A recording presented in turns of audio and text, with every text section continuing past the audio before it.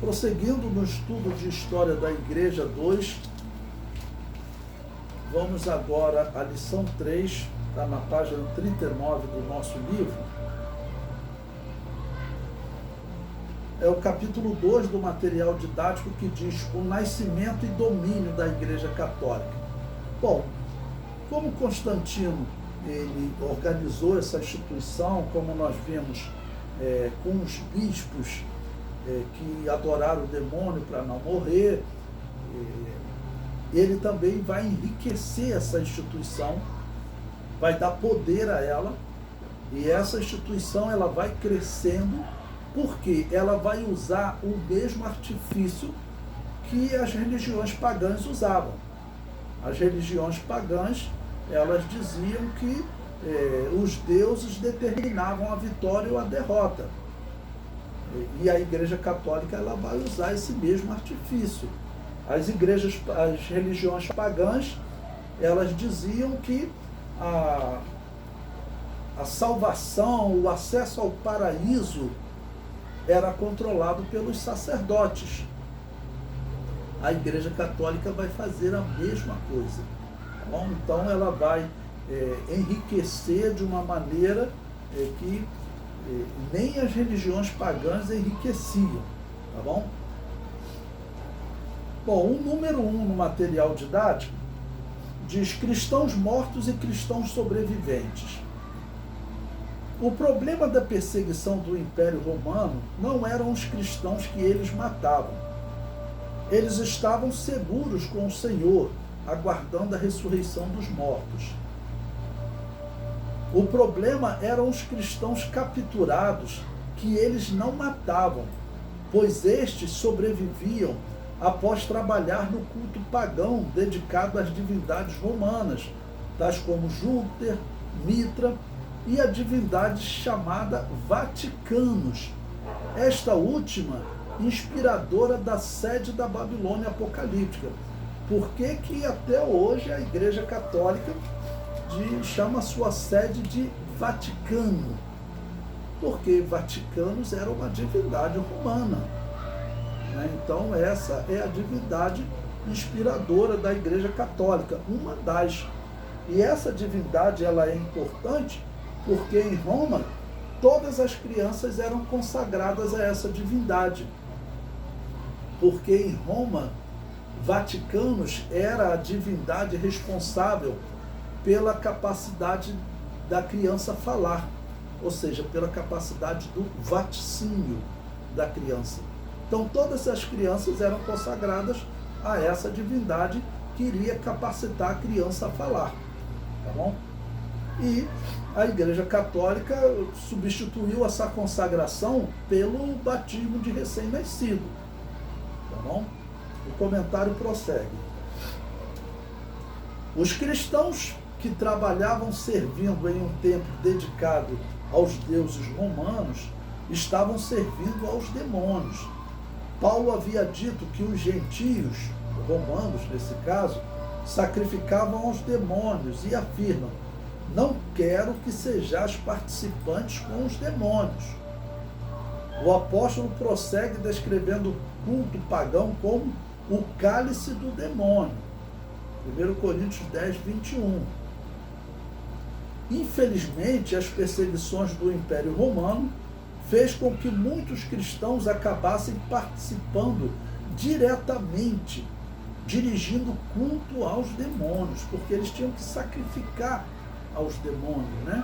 Tinham que participar de um culto de possessão demoníaca. O culto romano não se tratava de uma reunião qualquer. Era paganismo terrível, com possessão demoníaca constante. Os pastores e bispos que aceitavam trabalhar naquele culto demoníaco, infelizmente acabavam por ficarem oprimidos ou até possessos. Né? Porque você participar de um culto de possessão demoníaca, e diz a história, né, que os sacerdotes pagãos ficavam lá acompanhando, né? Se algum cristão fosse lá, simplesmente cortasse o animal, mas se ele não pedisse para Júpiter, na verdade, se ele pedisse para o demônio falar com ele, possuir ele, os sacerdotes de Júpiter e de Apolo estavam lá do lado. Olha, eu sei que Júpiter ainda não te possuiu, eu sei que Apolo ainda não te possuiu, eu sei que você chama Apolo de demônio. Pede a ele para ele te possuir, senão o soldado está aí com a espada para te matar. E aí tinha um cristão que acabava morrendo ali, mas tinha cristão que acabava pedindo o demônio para lhe possuir, e depois que acabava a perseguição, qual era o estado espiritual desse cristão? O comentário prossegue. Após a perseguição, esses pastores e bispos terão a missão de corromper a verdadeira igreja, ou seja, eles vão corromper, instituir ali doutrinas heréticas, tá bom? Nós já vimos aqui algumas doutrinas heréticas que eles tinham instituído: a mudança da Páscoa, dizer que Deus morreu na cruz, dizer que Jesus Cristo era um Deus menor, não era o Deus eterno, tá bom? Eles também tinham adotado o incenso do culto de Júpiter, que era o símbolo do diálogo com o demônio.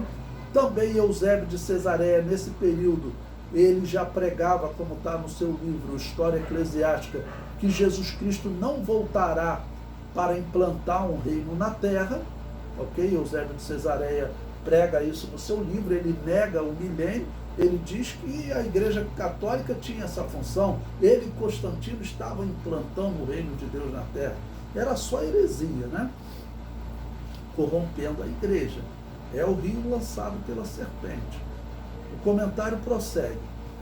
Nas perseguições anteriores, os bispos e pastores que aceitaram trabalhar na mesa do demônio, ao fim da perseguição, voltavam envergonhados, que naquele momento contava apenas com membros que haviam negado a fé em Jesus para sobreviver. Ou seja, durante a perseguição, tinham igrejas que funcionavam normalmente.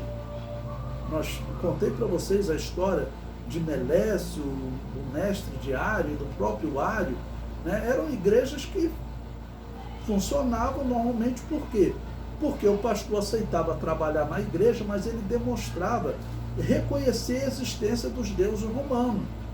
Então ele ia lá participar do culto, sempre que o imperador chamava, ia lá participar de um culto de demônios. Então essas igrejas, né, infelizmente, os membros também, não eram só os bispos, né, os membros também participavam. Outros diz que os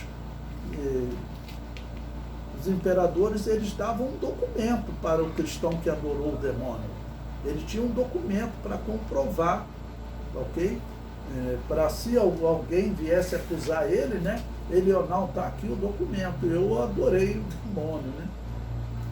Mas diz a história que tristemente havia corrupção lá, e diz que tinham cristãos que chegavam para o soldado e falavam: olha, eu te dou um dinheiro tal aí para você colocar o meu nome aí como tendo adorado o demônio, mas eu não vou adorar não, você só coloca o meu nome. Ou seja, tinha alguns que se corrompiam. Ou seja, eu tinha alguém que adorou o demônio, alguém que se corrompeu para não adorar o demônio, comprava um documento. Imagine a situação dessa igreja. E funcionando, vamos lembrar, são 10 anos de perseguição. O funcionamento dessa igreja era muito complicado. Mas esses pastores que são amigos de Constantino, né, tem um chamado Lactâncio, que ele vivia lá na Inglaterra, ele era amigo do pai de Constantino e depois também amigo de Constantino. Ele vai ser uma das autoridades junto com Constantino, tá bom?